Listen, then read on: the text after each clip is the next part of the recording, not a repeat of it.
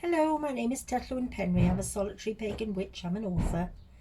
I'm the founder of the Wolf and Howl Press, and those strange bangs you can hear in the distance are somebody shutting a car or a van door. That's all it is. We may get a little visit of Poppy soon because we have a new puppy, and that was because we lost our gorgeous St. Bernard called Daisy, and she was never in these videos. She'd never come into them. But she does come into a lot of my photos, especially on Facebook, so you can see her there. She was a gorgeous girl. And now we have this mad little puppy called Poppy, who occasionally comes in. She came in and battered me in the head yesterday. I thought I was going to lose this ear. But she's great. Lovely little girl. Lovely. What was I going to talk about? Today I'm going to talk to you about scrying, looking for the green man. And that's an interesting one to do.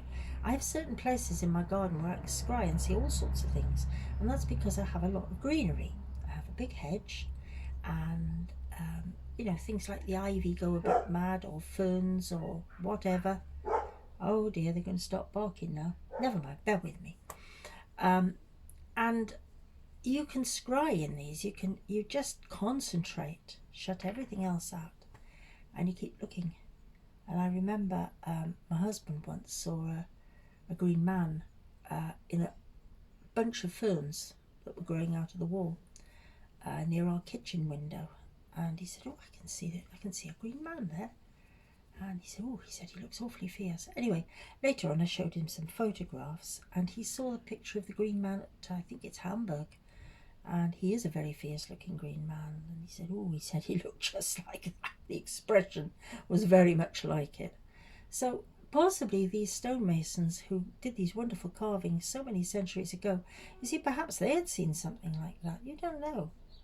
I knew a very old Catholic priest once who his hobby was carving bits of stone. So when people had work done on the front of their houses and there were big lumps of sandstone in the front garden waiting to be thrown out, he'd always go and knock the door and say, "Can I have that, please?"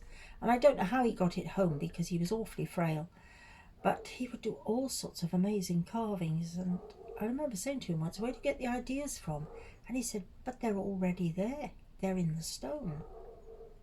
And when you think of it, perhaps that's what happened with these wonderful gargoyles and green men who were carved on these medieval cathedrals. It might be that the mason was seeing this foliage, these faces in the leaves and things. Maybe he was seeing them in the stone. We don't know. But it's something to explore. And in the same way, try and explore it in ivy or brambles or bushes or whatever, trees. There are so many things around us and we really don't take enough notice. So I think it's important to try.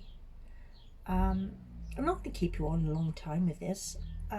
Scrying is important. Same way I used to scry in the clouds when I was a girl. I'd lie in the grass. We had a big park, huge park, near where I lived. And you go there and you just lie in the grass and look up at the clouds, and you'd see all sorts of things there. Chariots and faces and animals. And it's the same when I grew up. We had coal fires in the house, and you could see all these faces and places. You could see dragons there and all sorts. It was magical, and it's something that's worth trying. I think too often we feel we have to have a crystal ball. We have to have this, we have to have that. I do much better actually scrying in hedges and leaves than I do with a crystal ball. I much prefer it.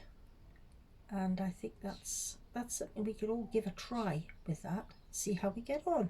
May not be for you, but don't be afraid to give it a try. It'll only take a few minutes for a few days in succession and see what you get. Might be very pleasantly surprised. But anyway, I'll leave you with that thought. Thank you very much for listening. I really wish I could give you all a cup of tea and a couple of Welsh cakes or something while we sit here and chat. But I can't, unfortunately. The technology hasn't evolved for that. That's what I want artificial intelligence to do. I want it to do things like that. Make you all a cup of tea. I don't want you writing books or anything. I'd much prefer you did something helpful and practical. I'll write the books and you make the tea. How's that? Anyway, thank you so much for listening, and I'll see you again soon, I hope. Thank you. Bye.